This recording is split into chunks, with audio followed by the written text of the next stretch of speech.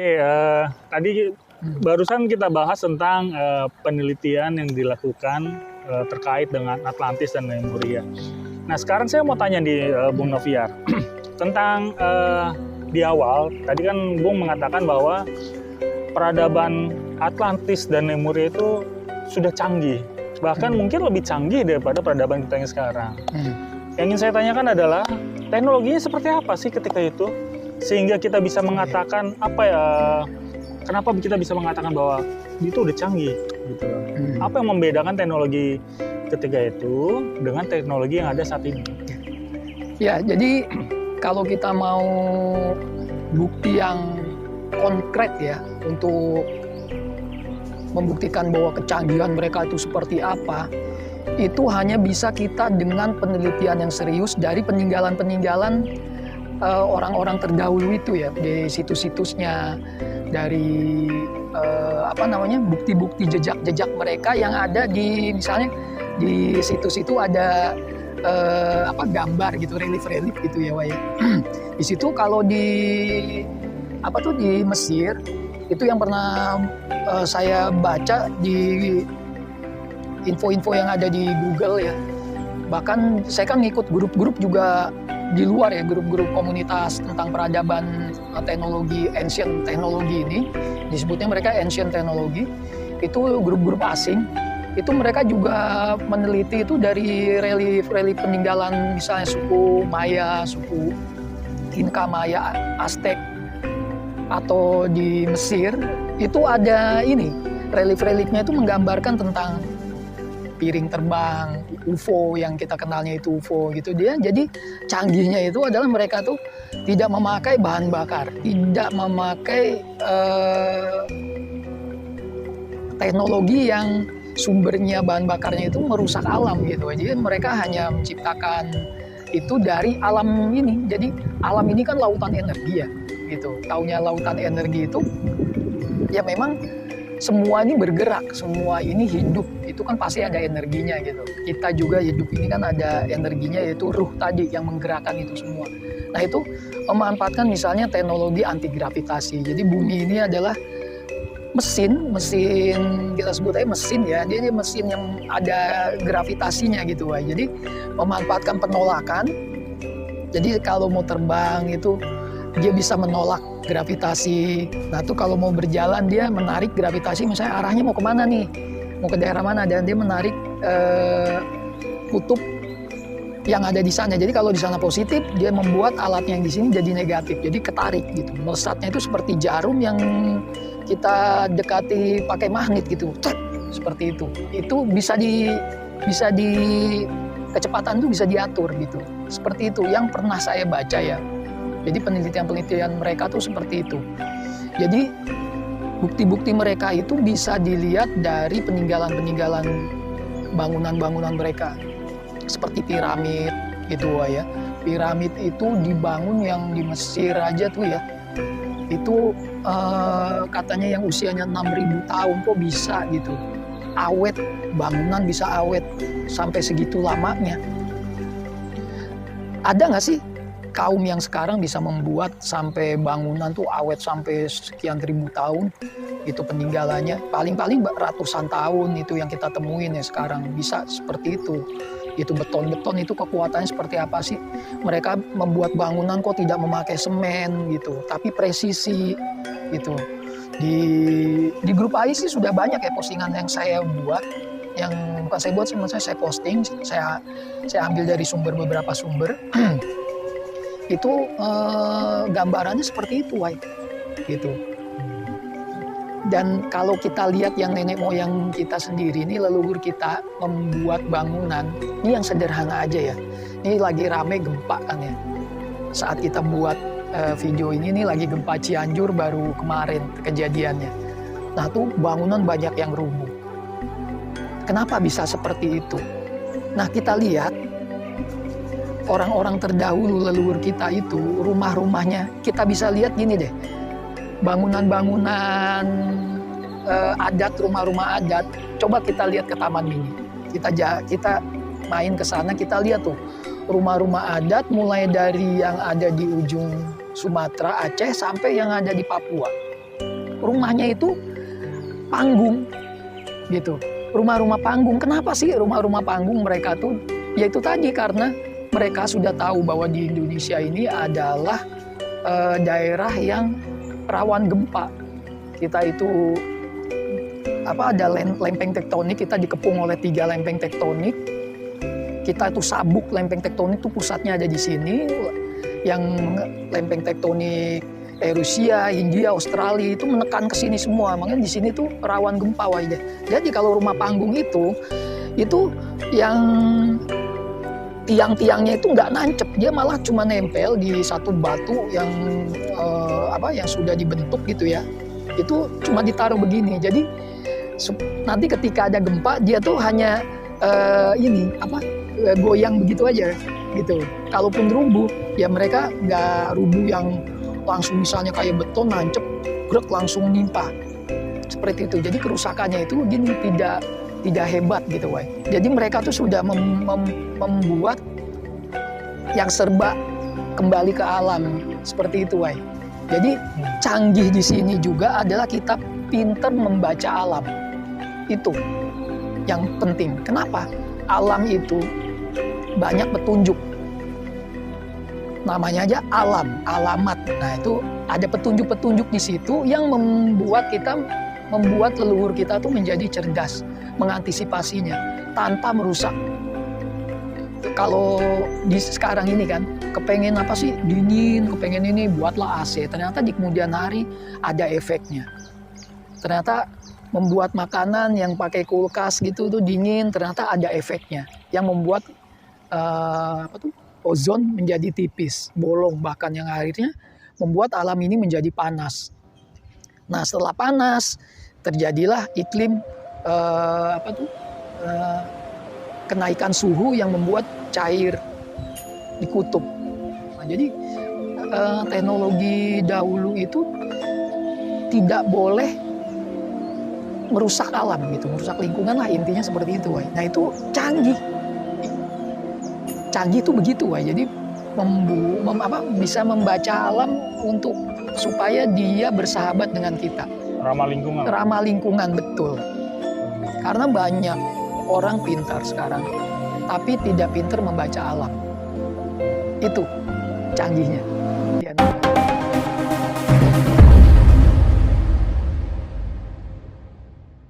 Oke, Om. Tadi kita sudah bahas tentang teknologinya, tentang peradabannya. Nah, bagaimana dengan kisah dari pelajaran sejarah manusia yang diajarkan waktu kita kecil di sekolah-sekolah, bahwa dikatakan bahwa manusia modern nenek moyangnya dulu adalah seekor kera, ya pokoknya jenis kera gitu. Iya. Nah, saya juga masih bertanya-tanya, kok bisa kera membangun peradaban seperti itu? Iya. Nah, ini kaitannya dengan Atlas Lemurian yang katanya sudah jauh lebih canggih ketika itu dibanding peradaban ini. Saya bertanya begini, apa mungkin kera bisa membuat peradaban secanggih itu? Mungkin Bung Noviar bisa menjelaskan. Ya, memang pelajaran sekolah yang dulu kita pelajari, yang kita dapat yaitu tentang manusia berasal dari kera itu dari teori Charles Darwin ya. Dia mengatakan bahwa terjadi evolusi setelah beberapa tahun, ribu tahun atau mungkin juta tahun. Jadi manusia yang kera yang tadinya hewan itu menjadi manusia. Nah, sekarang ini apalagi di era sekarang ya, pengetahuan bisa kita cari di Google, kita untuk meyakinkan itu semua. Itu teori Charles Darwin itu sekarang sudah banyak terpatahkan. Jadi secara DNA pun DNA manusia dengan DNA kera itu tidak pernah bisa bertemu, tidak ada kemiripan yang sama tuh sama sekali tidak ada. Jadi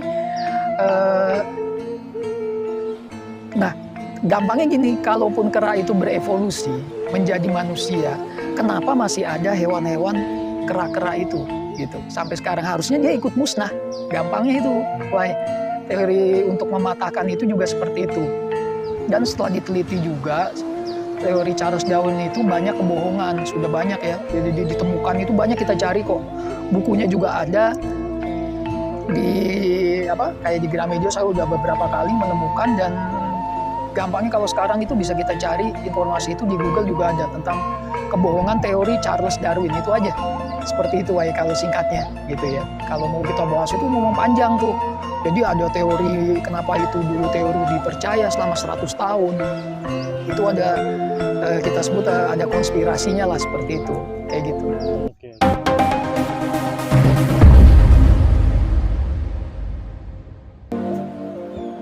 Nah, saya ada pertanyaan lagi nih, Bung Noviar. Katanya peradaban mereka itu Atlantis dan Lemuria sudah sangat canggih. Kenapa sampai sekarang kok sudah tidak ada? Dalam arti kok peradaban mereka kok bisa hancur atau mungkin bisa dikatakan punah? Yeah. Kenapa itu bisa terjadi? Kalau memang mereka canggih, harusnya masih bisa eksis dong sampai sekarang. Yeah. Logikanya kan seperti itu. Betul. Gimana, Bu? Ya, jadi kita bahas yang Atlantis ya. Kenapa kaum Atlantis ini yang dulunya canggih, peradabannya sudah tinggi, teknologinya sudah maju, itu musnah. Yaitu akibat kelakuan mereka sendiri, gitu ya. Nah, kalau kita kembali lagi nih ke petunjuk pedoman hidup manusia, kalau saya sukanya juga si Santos nih, dia mengutip dari Injil gitu. Nah, kalau saya kebetulan Muslim, saya merujuknya sebagai pedomannya itu di Al-Quran itu juga banyak ayat yang mengatakan seperti itu. Jadi kehancuran sebuah kaum itu adalah akibat perbuatan mereka sendiri.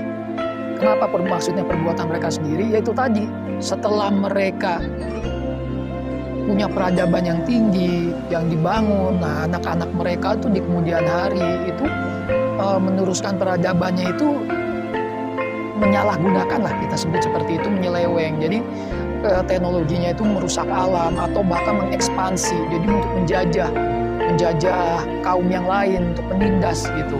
Nah, akhirnya mereka tuh saling berperang. Jadi perang mereka itu dengan kecanggihannya yang luar biasa ya, senjata pemusnah massalnya. Mungkin nuklir yang sudah ribuan kali canggihnya dari nuklir yang sekarang malah justru. Seperti itu. Kisah itu ada di Mahabharata.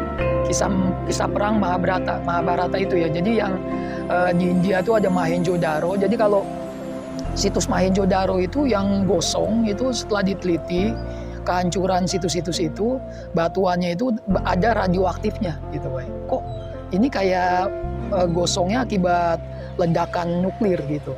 Seperti itu. Kalau dulu Mahabharata itu perang adalah bangsa Rama melawan bangsa Atlantis. Jadi dari situlah kehancuran mereka berdua sampai mereka tuh benar-benar musnah. Jadi cuma cerita itu dongeng-dongeng saja gitu. Kalau di Al-Qur'an aja ada tuh ayat itu. Jadi mereka itu adalah kaum yang punya kedudukan yang kuat, tapi mereka tinggal dongengan-dongengan aja. Jadi cuma cerita-cerita doang, cuma mitos-mitos aja. Bahkan sekarang itu kalau bahas itu malah dibilangnya pseudoscience gitu, yang cuma apa sih? Ya hayalan lah, halu.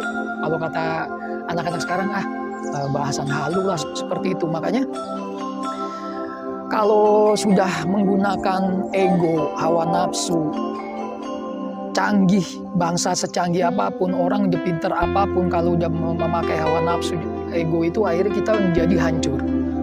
Seperti itulah kira-kira.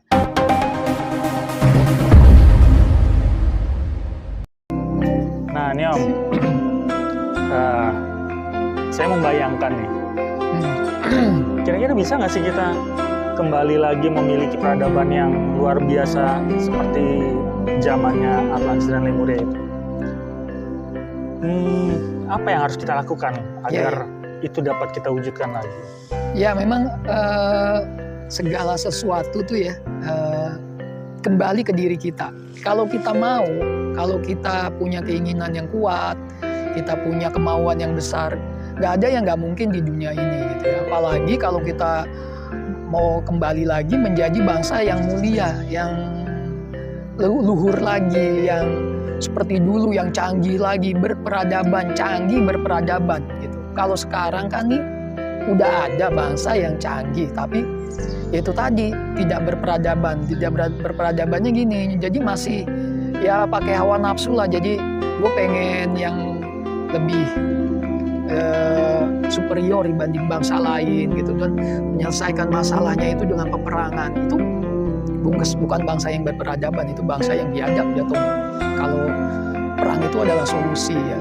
Karena kita baca sejarahnya yang dulu aja mereka udah canggih itu bisa hancur karena itu tadi.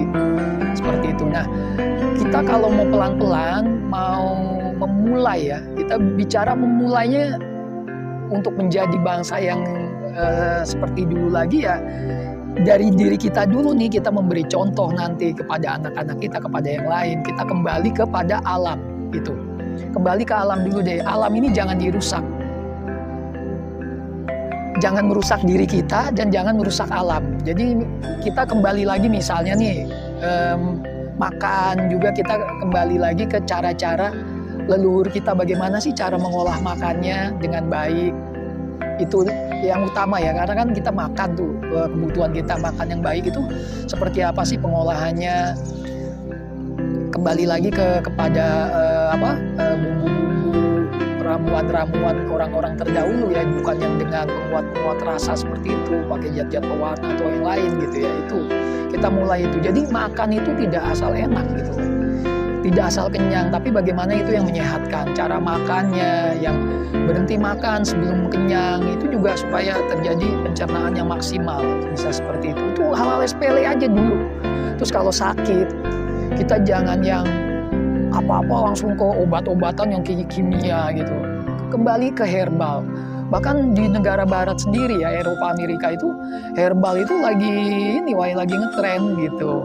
Jadi toh kenapa mereka aja bisa kembali ke itu, mereka belajar dari timur. Nah kita yang orang timur, kenapa kita nggak mau mempelajari pengobatan yang seperti itu? Itu dari pengobatan aja ya gitu. Jadi yang sepele-sepele dulu, jangan kita langsung ke yang canggihnya mau seperti apa, kita bikin yang ini, waduh itu masih terlalu jauh ya. Kita mulai dari yang keseharian aja, dari mulai yang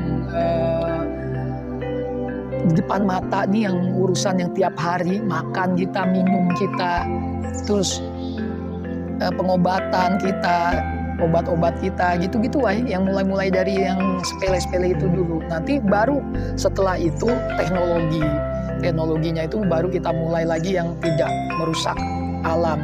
Padahal nih sekarang juga lagi ini nih ngetren tuh yang mobil listrik, motor listrik, itu kan juga sebuah proses ya. Kalau saya melihatnya itu sebuah proses manusia untuk kembali lagi kepada kecanggihan masa lalu yang teknologinya itu tidak merusak alam, canggih tapi tidak merusak alam. Karena apa? Kalau alam rusak, akhirnya imbasnya ke kita.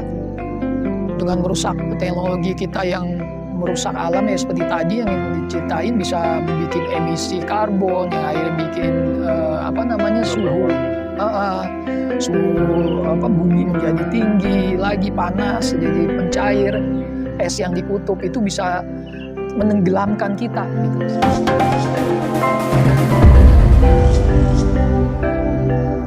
Oh begitu ya Bung Noviar. Jadi ada kemungkinan kita bisa kembali seperti peradaban Atlantis dan Lemurian lagi dong, dari segi pengetahuan, teknologinya, mungkin kebudayaannya mungkin gitu ya. Oh bisa banget ya. Jadi ya itu tadi, kita mulai dari hal-hal yang kecil-kecil dulu yang setiap saat kita lakukan ya tadi ya, dari mulai yang cara makan, ngolahnya, nggak yang tidak asal kenyang seperti itu, terus pengobatan, banyak lagi sebenarnya sih, masih banyak gitu ya, laku-laku lain yang bisa kita jalani gitu, seperti yang meditasi gitu, nanti kita arahnya ke spiritual itu gitu, peningkatan spiritual ya itu. Panjang lah kalau diceritain lagi gitu. Oh kalau gitu kita bahas di episode berikutnya. Bisa, oke, siap gitu. Oke Sobat AI, ini tampaknya dari Bung Noviar banyak sekali pengetahuan tentang Atlantis dan Lemurian. Sepertinya kita bisa bahas pada episode berikutnya ya Bung ya. Iya. Karena cukup banyak sekali ini. Panjang masih ceritanya. Panjang ya. Ya. Oke. Mungkin saat ini kita akhiri dulu ya Bung ya. Ya bisa kita akhiri dulu. Nanti kita bahasan selanjutnya. Iya, kita lebih dalam lagi. Oke Sobat AI, jangan lupa untuk subscribe, like, bunyikan loncengnya agar kalian dapat notifikasi konten terbaru dari kami, admin Atlantis Indonesia. Oke, sampai jumpa. Sampurasun, salam rahayu, sejahtera semua.